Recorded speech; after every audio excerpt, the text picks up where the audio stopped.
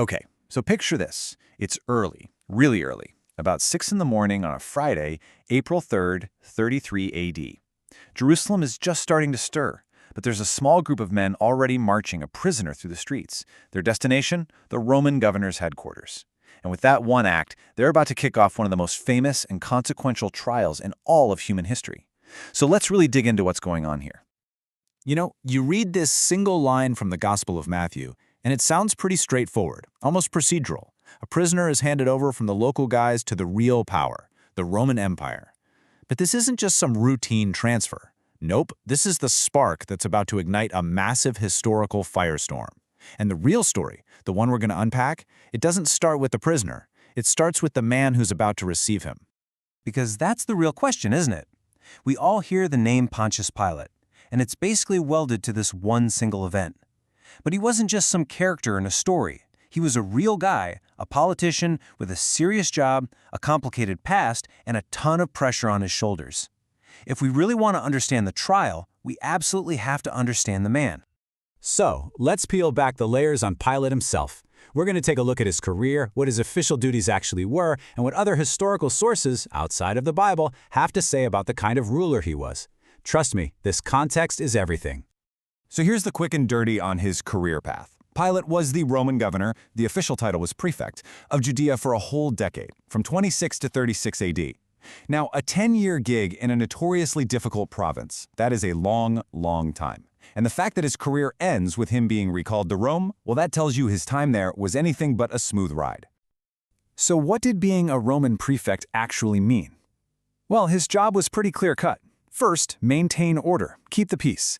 Second, collect taxes for Rome. And third, and this is the big one, he was the final judge in any case involving the death penalty. If you wanted someone executed in Judea, you had to go through him. He literally held the power of life and death in his hands. And here's something really important to remember. Our picture of Pilate doesn't just come from the Gospels. His story is actually backed up by other historians from that time, guys like Flavius Josephus and Philo of Alexandria, who were both writing in the 1st century. They give us a pretty clear picture of his time as governor. So this isn't just a story of faith, it's documented history. Okay, so we've got the man, and we've got his job description. Now let's talk about where he worked. Because Judea wasn't just any old Roman province. It was a political tinderbox, and it was pretty much always on the verge of exploding. And this nails the central problem of his entire career. His job was to enforce the will of the Roman Empire on this fiercely independent and deeply religious people who, let's be honest, saw Roman rule as a hostile occupation.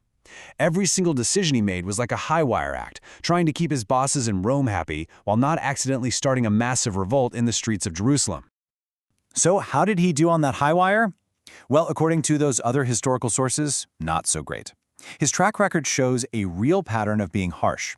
He was known for being completely insensitive to Jewish religious customs. Like this one time, he marched Roman standards, which had the emperor's image on them, right into the holy city of Jerusalem. To the Jewish people, that was idolatry, and it nearly caused a full-blown riot. His actions repeatedly stirred up unrest, the very thing he was supposed to be preventing. Okay, so let's bring it all together. You've got this governor with a history of conflict ruling over a province that's just simmering with anger. And now, on this specific Friday morning, this one-of-a-kind case lands right in his lap, and it's going to force every single one of these tensions to its absolute breaking point. And let's be crystal clear about what the accusers were after. They weren't coming to Pilate hoping for a fair trial.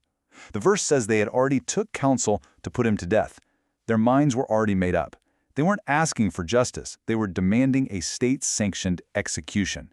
The pressure on Pilate is just immense from the second they walk in the door. So what you've got here is a total collision of motivations. On one side, you have Pilate. The Gospels paint him as hesitant, trying to stick to Roman law and, above all, desperately trying to stop a riot from breaking out during the Passover festival, which was always a tense time. Then, on the other side, you have the accusers. They are dead set on getting an execution, and they are more than willing to start an uprising if that's what it takes to get what they want. So just think about all these forces crashing together. You have a governor whose career is already on shaky ground, a guy known for using force, but now he's in a situation where using force could literally set the entire province on fire. It's this incredible moment where one man's political survival is clashing head-on with these huge questions of justice, faith, and a silent prisoner who refuses to even defend himself. It is the ultimate political dilemma.